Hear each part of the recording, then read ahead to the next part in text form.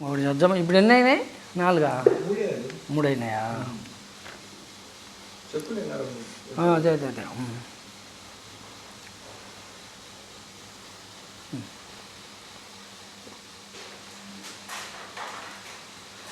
శ్రీ పూర్ణానందరహిత సద్గురు పుల్లారెడ్డార్య పాదారవిందామృత రసాయనం జనన మరణ భ్రాంతిరహిత పూర్ణబోధకం శ్రీ శ్రద్ధానందరహిత గోవిందయార్య మద్గురు పరబ్రహ్మణే నమః.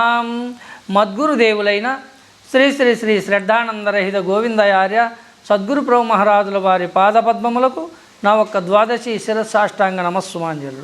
స్తోత్రీయ బ్రహ్మనిష్టపరులారా, ఆ విధంగా మనకు బోధ దృఢీకరణలో ఇచ్చినటువంటి ధర్మాలను పద్ధతి ప్రకారము ధ్వని మొదలకు తన్మాత్రలు గనుగనుగా లేశమైన గాన్పించని చోటు ఏదో, ధ్వనిముఖ తన్మాత్రలు కలిగినటువంటి వస్తువేదో, ఈ రెండింటినీ గ్రహించి నిశ్చలుడై నిర్మలుడై గురువు యొక్క బోధలో ఉన్న ధర్మ మర్మాలను ఎరిగి శిష్యుడు ప్రశాంత చిత్తుడై ఉండి అటువంటి వాడు బోధను ఎలాగా తన యొక్క గురువాక్యాన్ని మననమందు మనస్సులో పఠన చేస్తూ ఉంటాడో మనకు ఈ విధంగా గురుబోధ ధర్మము తెలియపరుస్తూ అంటాడు గురువుగారు. నా మాట లెస్స వినుమా, నా మాట లెస్స వినుమా, సామాన్యం బనుచు చూడ జనదీ బోధను ప్రేమ అతిశయమునంగ నీవే మారిది గురుని నోట వినవాలే సుమ్మి, నిత్యము చదువో కొనవాలే నమ్మి, నామరూపక్రియ నటనలు గలిగినదేమి వస్తువో దాన్ని ఎటు నిల్వనివ్వాదు వినవాలే సుమ్మి, నిత్యము చదువు కొనవాలే నమ్మి. మనకు గురుధర్మం ఎట్లాగా బోధిస్తూ ఉన్నాడో ఈ రహస్యం మనం ఒకసారి గ్రహించితే గురుబోధ ఒక పఠన లక్షణము మనకు అర్థమవుతూ వస్తుంది. ఏమంటున్నాడు గురుదేవుడు? నా మాట లెస్స వినుమా, నాయన నేను చెప్పేటువంటి ఈ వాక్యాన్ని లెస్సగా శ్రద్ధగా బాగా ప్రేమతో విను. సామాన్యం బనుచు చూడ జనదీ బోధన్, సామాన్యంగా ఈ ప్రపంచంలో ఉండబడినటువంటి అన్ని బోధల వంటి బోధ కాదు ఇది. ఎందుకంటే అన్నీ వింటావు, ఈ చెవుతో విని ఈ చెవుతో వదిలేస్తూ అంటావు, కానీ ఇది ఈ చెవుతో విని ఈ చెవుతో వదిలేసేది కాదు. 2 చెవులతో మనస్ఫూర్తిగా విని లోపలికి హృదయంలోకి తీసుకొని అంతఃకరణమందున విచారణ చేసేటువంటి గురుబోధ ధర్మం మర్మములను తెలియజేసేది నాయన ఈ బోధ. కాబట్టి నా మాట లెస్స వినుమా, సామాన్యం బనుచు జనదు ఈ బోధం ప్రేమతిశయం నంగని వేమారిది గురుని నోట వినవాలే సుమ్మి, నిత్యము చదువు కొనవలె నమ్మి. ప్రేమ అతిశయముననుగని ఎంత గురుభక్తి గురుప్రేమ కలిగి ఉంటామో అంత పూర్ణత్వ భావము మనకు తెలియవస్తూ ఉంటుందన్నమాట. ఈ గురుబోధలో ఉండబడినటువంటి ధర్మమర్మాలంతా సునాయాసంగా తేలికగా మనకు గ్రహించడానికి వీలవుతూ ఉంటుంది. అందుకే అనాన్యమైనటువంటి భక్తి గురువు యొక్క ప్రేమ విశ్వాసము మనము ఎంత ప్రదిలముగా ఎంత దృఢపడి ఎంత విశ్వాసముతో మనము ప్రేమ అతిశయం అనుకొని ఏమారిది ఎప్పుడు చూసినా కానీ ఇది గురుని నోట వినాలనాయన అంటాడు. నిత్యము చదువో కొనవాలే నమ్మి.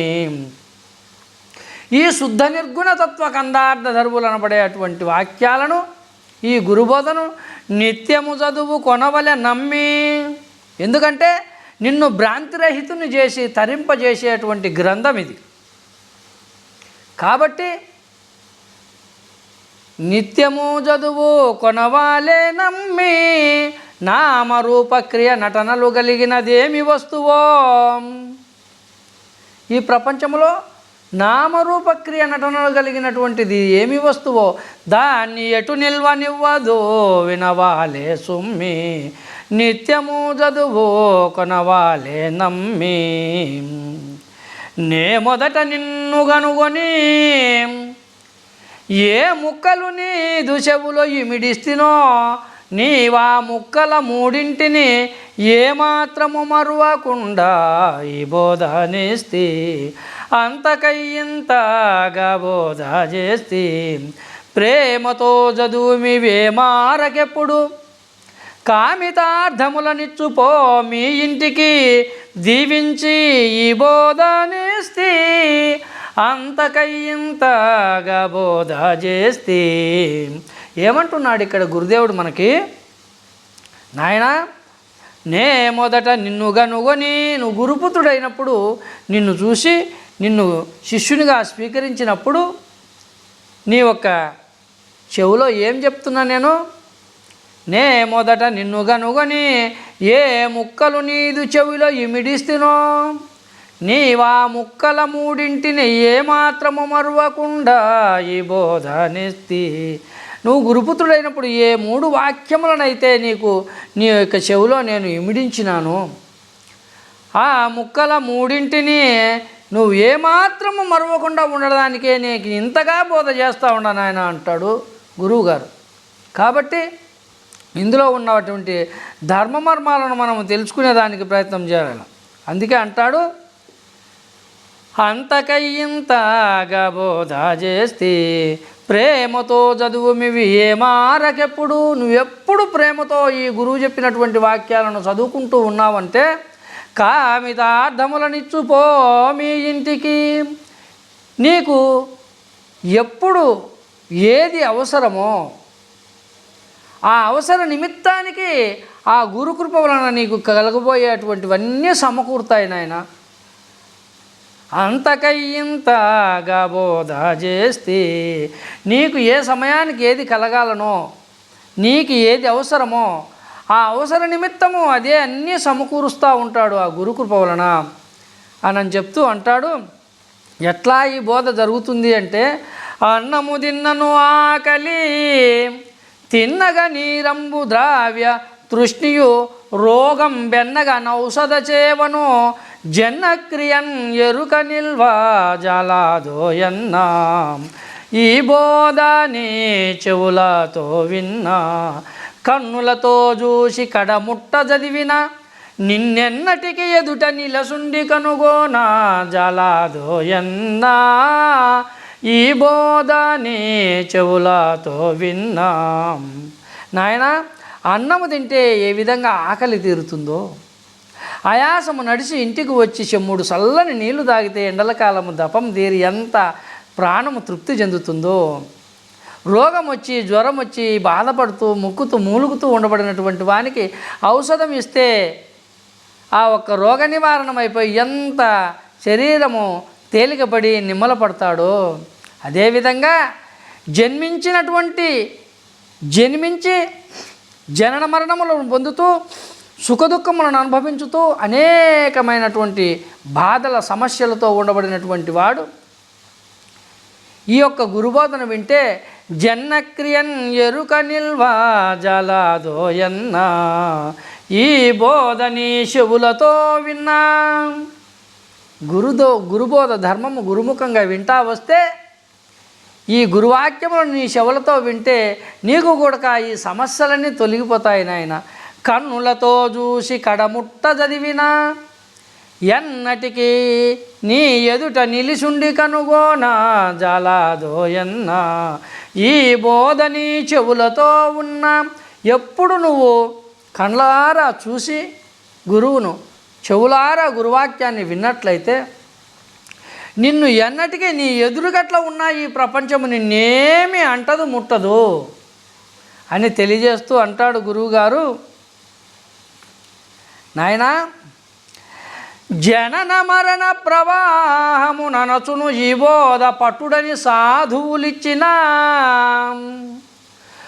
నొల్లకుండి వారలు సనినప్పుడు ఆ బోధ మీద జనించు ప్రేమ వెలకెదరట్టి జనచేష్టలేమా. ఎనిదోచి నీకునే వినజెప్పవలసే నీవు నీ బోధను వలననకు దొరకదు మళ్ళీ జనించి ప్రేమ వెదకెదరట్టి జనచేష్టలేమా. ఈ ప్రపంచంలో ఎట్లా ఉండారు అంటే, జనన మరణ ప్రవాహమును అనుచును ఈ బోధ పట్టుడని సాధువులిచ్చిన. అచల బోధ అంటే జనన మరణ ప్రవాహం అనబడేటువంటి దానిని అణచివేసి ఈ భవసాగరం నుండి బయటపడేసేటువంటిది నాయన. ఇది విను, ఇది తెలుసుకో, నీవు తరించుతావు అని గురువులైనటువంటి సాధువు తెలియజేస్తే, అబ్బా స్వామి మాకు ఇంకా చాలా పనులు ఉన్నాయి, మేము ఇంకా వయసులో ఉండాము, తర్వాత ఈ వయసులో తెలుసుకొని మేమేం చేసేది, మాకేం అర్థమవుతుంది అని వద్దనుకుంటారన్నమాట.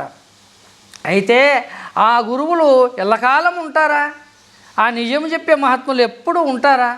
ఎవరైనా కానీ మాయలో మరుగైపోవలసిందే కదా. అటు తరువాత ఈ ప్రపంచము భయపెట్టినప్పుడు, ఈ ప్రకృతి మాయ భయపెట్టినప్పుడు, అరే ఆ రోజు ఎవరో స్వామి, ఎవరో గురువు గారు జనన మరణములను తొలగించేయాలన్నటువంటి బోధ చెప్తానని అంటండే, ఇప్పుడు నాకు మరణ భయం అనేది పట్టుకుంది కదా, సస్తాననే భయం పట్టుకుంది. ఈ సావుకు సంబంధించినటువంటి రహస్యం ఏదో సుఖమహర్షి ఆనాడు పరీక్షణ్ మహారాజుకు చెప్పినటువంటి బోధ చెప్తానన్నాడే ఆ మహానుభావుడు, ఎక్కడుంటాడబ్బా ఆయన అని అప్పుడు ఎతుకులాడితే దొరుకుతారా వాళ్ళు?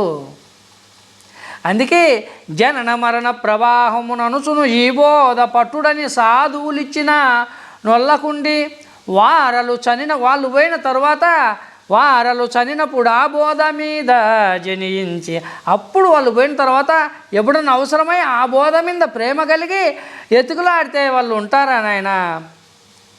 వెదకెదరట్టి జనచేష్టాలేమా అనితోచి నీకునే వినజెప్పవలచే, ఇట్లా ఉంటారా ఆ ప్రపంచంలో. కాబట్టి ఆ విధంగా ఉంటారని చెప్పేసి నీకు నేను వినజెప్పవలసే కుమారా, శిష్యుడా. ఈ బోధ ధర్మం నీకెందుకు ఇంతగా తెలియజేస్తున్నానంటే, ఆ ప్రపంచకులు ఆ విధంగా పోగొట్టుకొని ఎతుకులాడుకునే పరిస్థితి ఉంటుంది నాయన. కాబట్టి ఉన్నప్పుడే నీకు తెలియజేస్తాడా, నువ్వు వాళ్ళ పరిస్థితి తెచ్చుకోవద్దని చెప్పేసి, కావున నీకునే వినజెప్పవలసే నీవు నీ బోధను వలన నాకు దొరకదు. మళ్ళీ నువ్వు కానీ ఈ బోధ వద్దని విస్మరించి దీన్ని గ్రహించలేకపోయేవప్ప మళ్ళీ దొరకదు. ఈ బోధ చెప్పేవాళ్ళు దుర్లభము. ఎందుకంటే ప్రపంచంలో అన్నీ చెప్పేవాళ్ళు ఉన్నారు, అచల బోధ చెప్పేటోళ్ళు ఎవరు లేరు. పరిపూర్ణ బోధను బోధించే గురువులు చాలా అరుదు. కాబట్టి అటువంటి వాళ్ళు తటాశించినప్పుడు, అటువంటి వాళ్ళు ఎదురుపడినప్పుడు, అటువంటి వాళ్ళు దర్శనమైనప్పుడు వాళ్ళనే మనం గ్రహించి తెలుసుకొని వాళ్ళ సన్నిధ్యమును చేరుకొని శరణాగతులమై పరమార్థమును తెలుసుకునేదానికి మానవుడు ప్రయత్నం చేయాలా అని తెలియజేస్తూ అంటాడు. మరుపుకు తన్మాత్రలు గల వెరుకకు తన్మాత్రలున్నని రెండొకటే. మరుపుకు తన్మాత్రలు గల వెరుకకు తన్మాత్రలున్నని రెండొకటే. పరిపూర్ణమునకు లేవవి పరిపూర్ణము ఎరుకగాదో మరుపుగాదోయి. వెతకిన దీని సరిది లేదోయి. ఏమంటున్నాడు ఇక్కడ గురువుగారు? నాయనా, మరుపుకు తన్మాత్రలు గలవు, ఎరుకకు తన్మాత్రలు ఉన్న ఈ రెండొకటే.